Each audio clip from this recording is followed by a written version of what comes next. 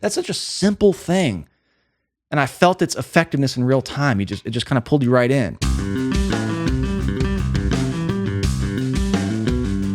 What's up, guys? Welcome back to Low End University. High Anxiety is from the Suicide Machines' 5th studio album, A Match and Some Gasoline, released in 2003. Now, we're skipping really far ahead from what I've heard of this band so far, which was their debut album, Destruction by Definition. And we heard that entire album in its entirety over on Patreon just last year. Now, I'm going to make a really confident comment here and say that that album, Destruction by Definition, is perhaps one of the craziest bass playing albums I've ever heard. If we're talking about sheer balls-to-the-wall bass playing, cover to cover. I think it's a two-way tie between that album and what I was just saying last week about a Wilhelm Scream's career suicide. It's sort of a two-way tie between those two. But those two albums in particular will just forever be in my conversational bass-playing lexicon for many years to come. If I'm ever asked to recommend bass-playing albums, those are coming out of my mouth. However, I've heard that this band took a pretty sharp left turn stylistically after that album. They tried some things that a lot of people didn't like, maybe in the more pop-punk direction, but that this album was a bit of a return to form and that this song, High Anxiety, represents that return to form quite perfectly. However, because of this, I've only ever heard bassist Royce Nunley, and I hear that he's actually an attorney now, which sort of bums me out. I get it. I just hope he's still playing bass at some capacity, but I hear his replacement, Rich Scherhart, it's a tricky one, is apparently no slouch either. I've wanted to come back to this band for a while now, but my number one reason for doing so today is because next freaking week, I'm seeing these guys live. Less Than Jake headlining. It'll be my first ska punk show ever. I'm so pumped. It's a pretty full circle moment for me, especially seeing Less Than Jake live. I'll be at the Dallas, Texas show, so if you're going to that show, let me know in the comments and maybe I'll see you there. But one more thing before we start, I want to shout out Jason Livermore, who's credited on this album and whose name I didn't know until I was sent this clip recently where he was saying he watches the channel and even found himself maybe being influenced by some of my comments. You're talking about Low End University. Yeah, I've been watching his YouTube channel because it's fun, and he's reviewed a lot of the projects that I've mixed. And he's always, he's stoked on the bass players, as he should, because they're amazing and whatnot. So I'm mixing, the new Propaganda, and I'm sitting there, and in the back of my mind, occasionally I'd be like, I wonder if the bass teacher's going to think this bass is loud enough. I'm like, oh man, am I really being influenced by this? I got a really good chuckle out of that when I first saw it. It honestly made my whole year because I've later learned about him and how prolific his body of work is. And it was just awesome to see. And based on what I've heard, his work always sounds amazing. And the new Propaganda album was no exception. Great sounding record. This has been really long-winded of an intro for today. Let's get right to it. Without further ado, here is High Anxiety from the Suicide Machines. Well, it's the high anxiety, victim of society, high anxiety, victim of society, high anxiety mind. It's my high anxiety getting to the best of me.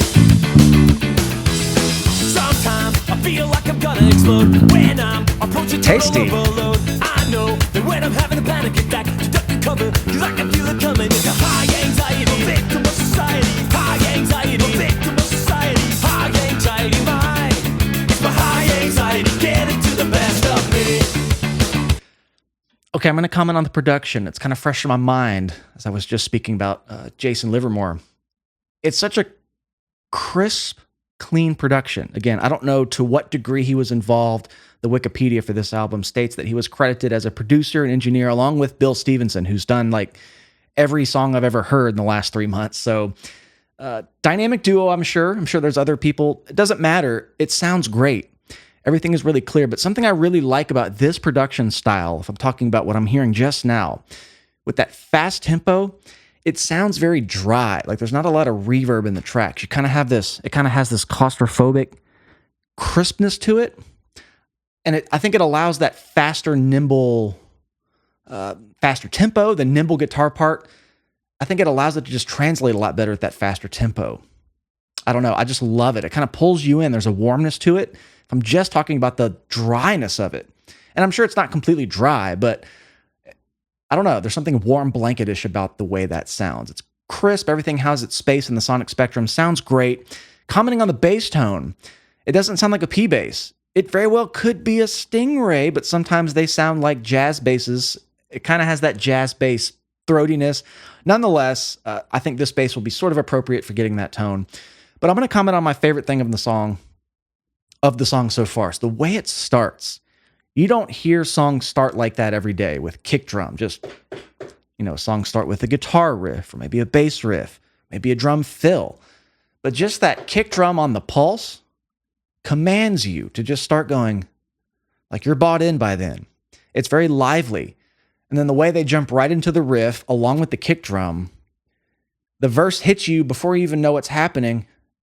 You're rocking out. That's just a cool way to kind of command your attention. I want to go back and hear that. I mean, I think if you rewind when I first heard it, you saw me just kind of be indoctrinated musically right then.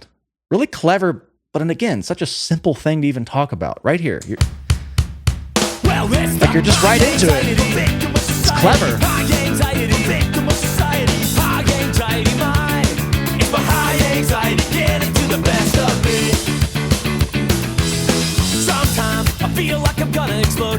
Yeah, that's jazz bass. Has to be. There's a really signature sound on the jazz bass when you hit those lower notes, even the open strings, and I heard him do just that kind of snouty, snarly open string. Sounds very jazz bass-ish to me. And I love these little bass fills. They're kind of over the bar line. And what that reminds me of is when drummers do the crash on two in a way. Digga, digga, digga, digga, digga, digga, digga, digga, digga, digga, two. I talk about that concept when I hear it. Every time I hear it in a song, I stop and talk about it. It's a cool rhythmic misdirection. It kind of makes you wait for the downbeat. I don't think that's as impactful when the bass player does it like here, but he's just over the bar line a bit. So it just has that kind of rhythmic, takes you a minute to get back on the pulse. Kind of what he's doing here. I really like it. Let's keep going. Down here in A major.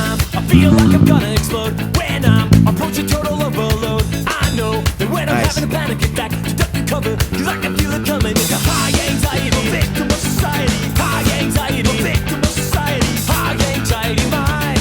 It's my high anxiety, getting to the best of me.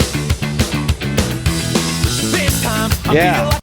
See how that fill hangs over? It's very much like the crash on two in the drums. Takes you a minute to kind of settle back into the original pulse. And it's just a... What's cool about this as well, we're down here in very much an A major sounding 1-4-5 progression. But I hear the flat 7 in there to give it a bit more of a Mixolydian sound. Versus...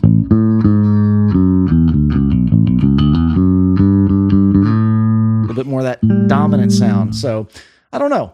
We'll see if it all comes into view as we keep going. Awesome. This time I feel like I'm gonna die. Cold sweat, the fear is paralyzing. You know, Oh, quick observation. I feel like the guitar panning has changed slightly. Let me reference that real quick. Sometimes I feel like I'm gonna explode. It's my high anxiety. Okay, I was right. Listen to the guitars here. They're more up the center, or they're represented in both the left and the right channel. Okay, they're hard panned here. A subtle detail, but I like when it gets going. It leaves that right channel. I guess if you're watching me and you're listening, it's leaving this channel over here and you're only hearing it over here. Interesting production choice. I don't know if that's a dynamics thing, but just something I caught. And I dig it. It's noticeable. See, they're together now. Okay, all together there. Now, when we go back to where we just were, it's just over there. Pretty cool. I don't know.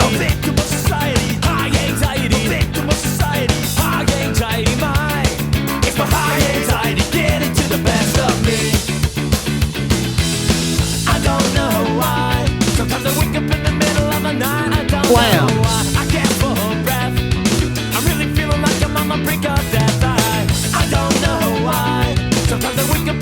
That's neat. This whole bass part right here is comprised almost exclusively of those fills I was highlighting earlier. The little slide into the, let's see, slide into the 6 octave, 5. It's almost like a callback to those fills we were hearing earlier, and maybe you could say those fills were foreshadowing this bass part. I always think, is this stuff thought out in advance, or is it just an intuitive thing the bass player finds themselves doing. I'm always on a quest to know how each bass player approaches their lines because I find there's a lot of storytelling happening musically in the bass part. And you might just hear it and go, oh, it's just a bass line. But I zoom in further and get a little nerdy with this. I like stuff like that. And I'm learning from it. It's a different approach. Like, hey, if you have a bass part coming up on the bridge in your song, why don't you take a little excerpt from the bridge and make that a bass fill on verse 1, 2 minutes earlier? I think as a listener, you pick up on this stuff without realizing it. You think, oh, it's a really cohesive, well-written bass part. So it's something to point out there. And I don't know, that's just a really cool thing. Kind of caught me off guard. And I forgot the last thing I was going to say. Oh, yeah. You don't often hear a bass part in ska, in that traditional ska, third wave ska sound that's following the guitar that much. That's an interesting choice. Maybe it's more common than what little I've heard so far in this whole thing, but that's something that stands out from other songs in the genre. Normally the bass is walking a bit more. So I like that. I don't know why. Sometimes Yeah. I wake up in the middle of the night. I don't know why. I can't hold breath.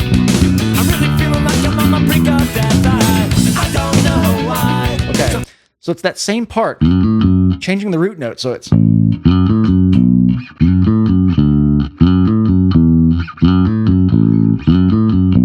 That's a neat way to construct it. I like that too. Like I'm on the brink of death. I don't know why. Sometimes I wake up in the middle of the night. I don't know why. I can't hold breath. I'm really feeling like I'm on the brink of death. Yeah. Nice.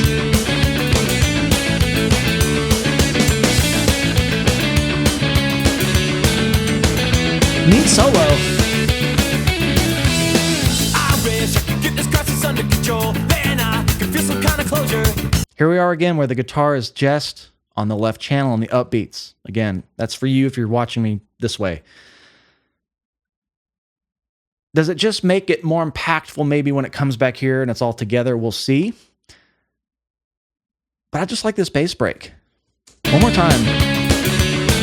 And that solo is very simple, very minimalist. I like it too. These guitars back over here. Then I can feel some kind of closure. I feel this could go on and on without end. I guess I'll just have to write it down 'cause it's a high. That little bass fill he's doing there almost was like that guitar solo because the guitar solo is very much, just a couple notes. So there's a lot of patterns between each instrument, just their phrasings. Again, it might just be something that happens innately with the musicians and the chemistry they have, but I always love picking up on little stuff like that. Let me hear that guitar solo. Digga-da, digga-da, digga-da, da-da-da-da-da.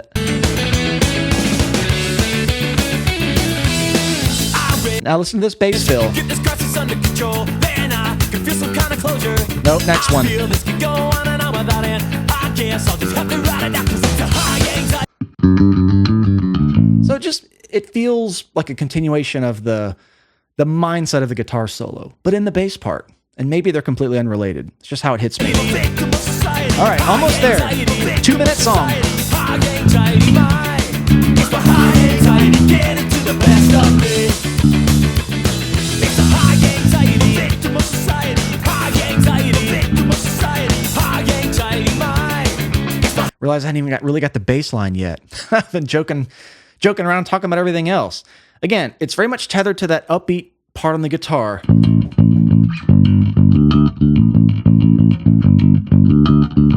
Then it goes up to the 4. Da-da, ba-da-da, ba-da-da. And I almost wonder how the song would come across, or I'm sure it would come across a lot differently, but how it would feel if you just walk it the whole time. This is an instance where the bass part really determines the way the song translates. See if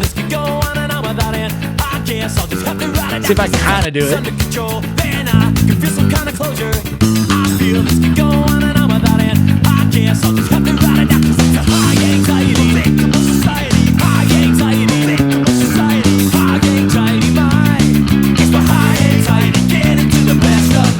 See, it's totally different. I know I'm kind of clashing with the other part, but I feel the walking part. Like it's kind of in the background as I'm hearing this. So I think it's an interesting choice for the bass player to not even lean into that once, really, this whole song, and take more of the syncopated ba-da-da, ba-da-da, ba-da-da sort of bass line. So that's an interesting, different flavor bass line wise. Still just as good. Victim of society, high anxiety. Victim of society, high anxiety mind. It's the high anxiety. Get into the best of me. Get into the best of me. Quick ending too. That was like a perfectly written ska song. Like the way it started, no BS, no filler, right into it. And you were bobbing your head before you even know what hit you. That kick drum just commands it. I love, that's such a simple thing. And I felt its effectiveness in real time. It just kind of pulled you right in. And I love how the song ended kind of abruptly too. And you look back and it's like, that was a quick but perfectly succinct, airtight 2-minute song. And everything is just elevated by that warm, kind of drier, crisp production. I mean, all the ska songs I've heard, especially from this era, have that sensibility to them, but this is just a perfectly mixed song. And I'm not just saying that because Jason Livermore might watch my videos. That sounds really good. But High Anxiety, I'm reading that this was included on the Tony Hawk 2 Underground. Again, I've never played any of the Tony Hawk games. Maybe 20 minutes at one of my friend's house one time, but all I ever owned was Street Skater. I wasn't super into the skateboarding. I never skateboarded myself. So I missed the impact of that soundtrack if this was indeed a part of it. But before long, I might see this live. Maybe next week. We'll see if it's on the set list. But again, thank you guys for hanging out with me today. If you'd like to support the channel further, please come find us over on Patreon. I do full albums there. I've done Destruction by Definition. That was one of my favorite episodes because the bass playing was just insane. And I have a feeling this album might have a lot of goodness on it too. So we'll see. If you're not subscribed to the channel, please do that now. I love you all. We'll see you in the next one.